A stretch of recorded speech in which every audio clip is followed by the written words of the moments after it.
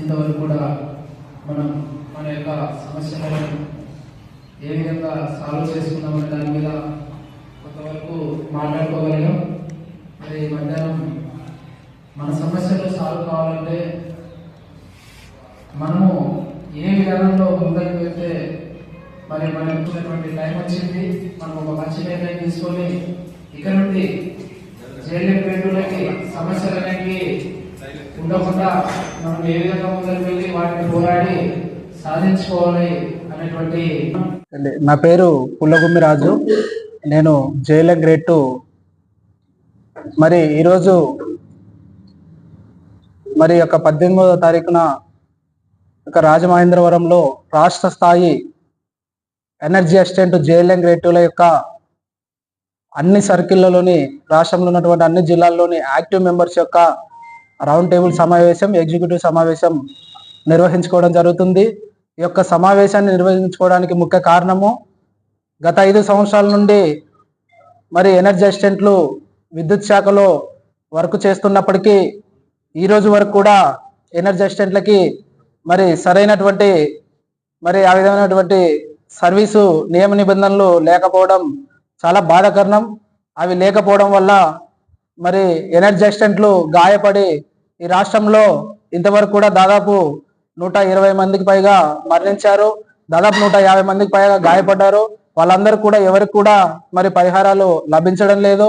కాబట్టి ఈ యొక్క సమస్యల్ని మరి విద్యుత్ శాఖ యాజమాన్యము, తర్వాత ప్రభుత్వ పెద్దలు కూడా మరి మాకు కూడా ఇంతకుముందే విద్యుత్ శాఖలో ఉన్నటువంటి ఏపీఎస్సీబీ రూల్స్, పాత సర్వీస్ రూల్స్ వర్తింపజేయాలి.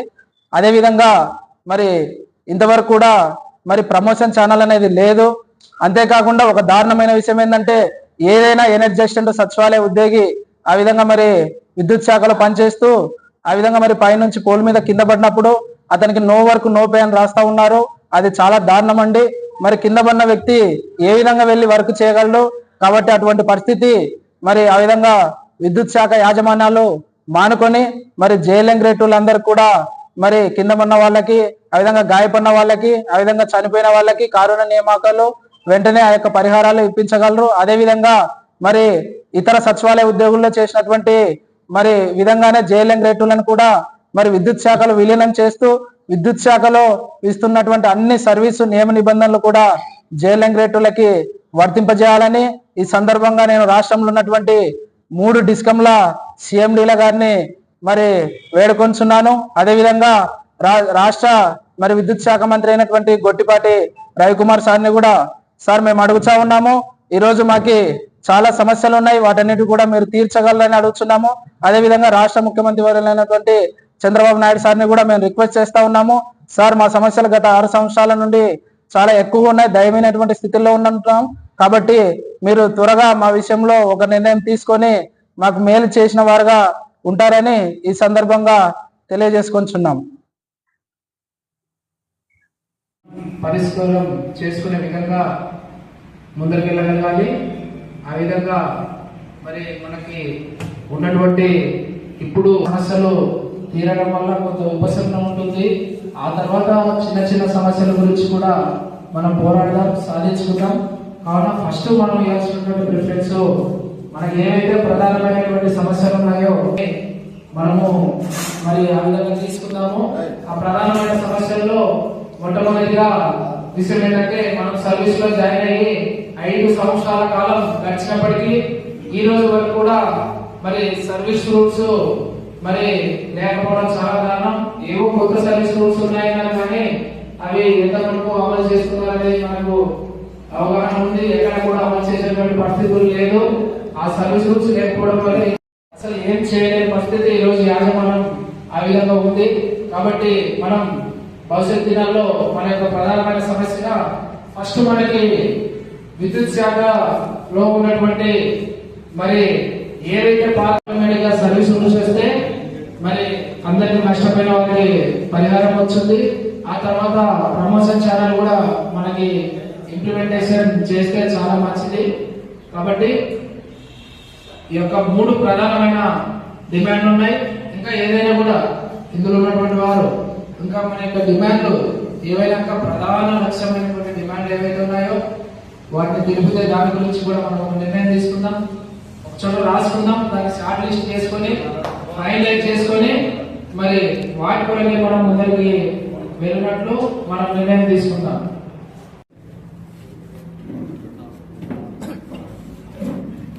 జరిగినటువంటి రాష్ట్ర స్థాయి జేఎల్ఎం గ్రేడ్ 2 యొక్క రౌండ్ టేబుల్ సమావేశంలో మేము కోరేది ఒకటే.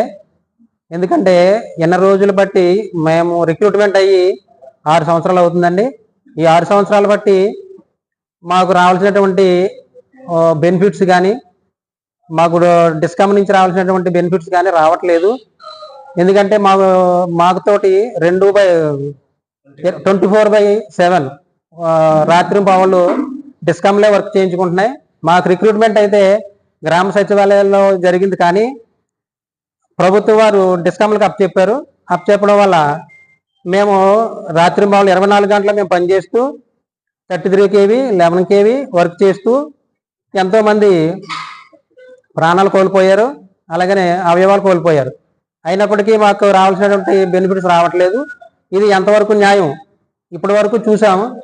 మరి ప్రీతమ ప్రజెంట్ ఉన్నటువంటి మన ఉప ముఖ్యమంత్రి గారు ఇదే సమస్యపై పాత గవర్నమెంట్కి ఉత్తరాలు కూడా రాశారండి. వీళ్ళ బ్రతుకులు ఇలాగ అయిపోతున్నాయి, వీళ్ళని మీరు ఇలా చేశారని చెప్పేసి ఒక లెటర్ రాశారు. ఆ లెటరు గవర్నమెంట్ పోయింది, మళ్ళీ కొత్త గవర్నమెంట్ వచ్చింది. కొన్ని వీరైనా చేస్తారు, మాకు ఉప ముఖ్యమంత్రిగా వచ్చారని మేము ఎంతో సంతోషించాం. కానీ ఉప ముఖ్యమంత్రి గారు అయినటువంటి పవన్ కళ్యాణ్ గారు మా సమస్యను కూడా పెడచోని పెట్టారు. అలాగనే ఇప్పుడు ఉన్నటువంటి మంత్రివర్యులు నారా లోకేష్ గారు కూడా మా కోసం జగన్మోహన్ రెడ్డి గారికి లెటర్ రాశారు. దాని గురించి మేము చెప్తే మాకు మెయిల్కి పెట్టండి, మీ సమస్యలు ఏమైనా ఉంటాయని చెప్పేసి లోకేష్ గారు చెప్పినప్పుడు మా రాష్ట్ర వ్యాప్తంగా ఉన్నటువంటి జేఎల్ఎం సోదరులు అందరూ కూడా మరి ఆయన ఈమెయిల్కి పంపడం జరిగింది. పంపినప్పుడు అవి మేము మాకు తెలియజేసిన ధన్యవాదాలు, మిమ్మల్ని తర్వాత కన్సల్ట్ చేస్తామన్నారు. కానీ ఇప్పుడు వరకు రెస్పాన్స్ లేదు. కానీ ఇప్పటి వరకు మేము ఓపిక పట్టాం. ఎందుకంటే మా సోదరులను కోల్పోతూ మేము విధి నిర్వహణలో మేము ఎన్నో సమస్యలు, ఎంతో మానసిక ఒత్తిడి అనుభవిస్తూ కూడా మేము ఈ ఉద్యోగం చేస్తూ ఉన్నాం. ఎందుకంటే ఎన్నో ఆశలతో కొత్తగా వచ్చిన ఉద్యోగంలో వచ్చామనుకున్నాం, కానీ ప్రాణాలు పన్నంగా పెట్టి ఉద్యోగం చేస్తున్నామని చెప్పేసి మా సోదరులు ప్రాణాలు కోల్పోయేంత వరకు కూడా మాకు తెలియలేదు. కాబట్టి ఇకనైనా ప్రభుత్వాలు కానీ, ఇటు మా విద్యుత్ సంస్థలు కానీ మాపై దృష్టి పెట్టి మాకు రావాల్సినటువంటి ప్రమోషన్ ఛానల్ కానీ, అలాగనే మాకు ఈ ప్రభుత్వం నుంచి తీసినటువంటి గ్రేడ్ 2 అనే పదం తీసి మరి విద్యుత్ సంస్థలో పూర్తిగా విలీనం చేసి విద్యుత్ సంస్థలో ఉన్నటువంటి పే స్కేలు, దానికి సంబంధించి అలవెన్సులు కూడా మాకు ఇప్పించాలని కోరుతా ఉన్నామండి. ఇకపై ఇది సాధ్యం కాని పరిస్థితుల్లో మేము దఫాలుగా CMD గారిని కలుస్తాము, తర్వాత మంత్రులు గారిని కలుస్తాము, తర్వాత డిప్యూటీ CM గారిని కలుస్తాము. అంతకీ వీలు కాని పక్షంలో రాష్ట్ర వ్యాప్తంగా ఉన్నటువంటి జేఎల్ఎం సోదరులు 7,000 మంది చేరుకున్నారండి. ఈ రోజు జేఎల్ఎం గ్రేడ్ 2 అనే వ్యక్తి లేకపోతే విద్యుత్ సంస్థల్లో ఉన్నటువంటి పర్మనెంట్ ఉద్యోగులు చాలా తక్కువ ఉన్నారు. కానీ మేము ఉన్నటువంటి 7,000 పైచీలకు ఉన్నటువంటి మమ్మల్ని మా యొక్క బాధల్ని పరిచయం పెట్టి వారి యొక్క పనులు చేయించుకుంటున్నారు తప్పించి మాకు రావాల్సినటువంటి మా బతుకులను మార్చట్లేదు. మా పిల్లల భవిష్యత్తు కానీ, మా కుటుంబాలు కానీ రోడ్డును పడే పరిస్థితి వచ్చింది. ఇంతవరకు మేము సామరస్యంగా సానుకూలంగా ఉన్నాము. కాబట్టి ఇక నుంచి మేము రాష్ట్ర వ్యాప్తంగా రోడ్డు ఎక్కకముందే, మా జీవితాలు పట్టుకొని రోడ్డు ఎక్కకముందే ప్రభుత్వాలు మరి స్పందించి మా యొక్క సమస్యలు తీర్చాలని వేడుకుంటున్నాం. కాబట్టి మాకు రావాల్సినటువంటి ప్రతిదీ కూడా ప్రభుత్వం దృష్టికి మేము తీసుకెళ్తా ఉన్నాం.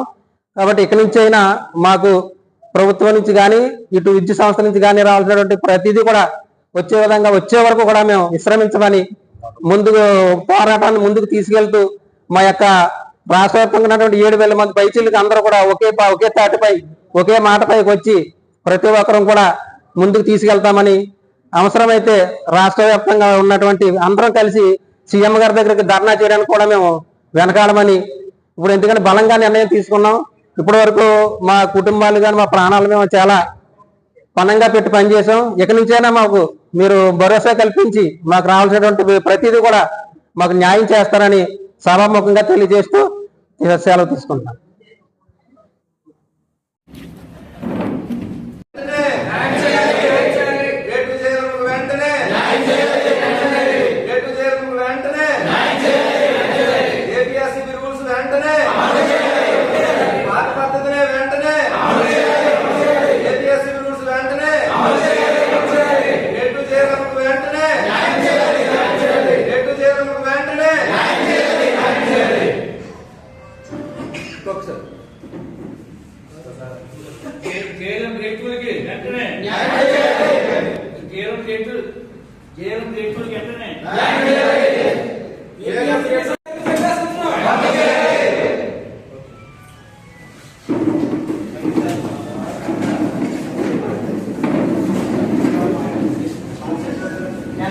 నా పేరు కేశవ, గ్రేడ్ 2 జేఎల్ఎం.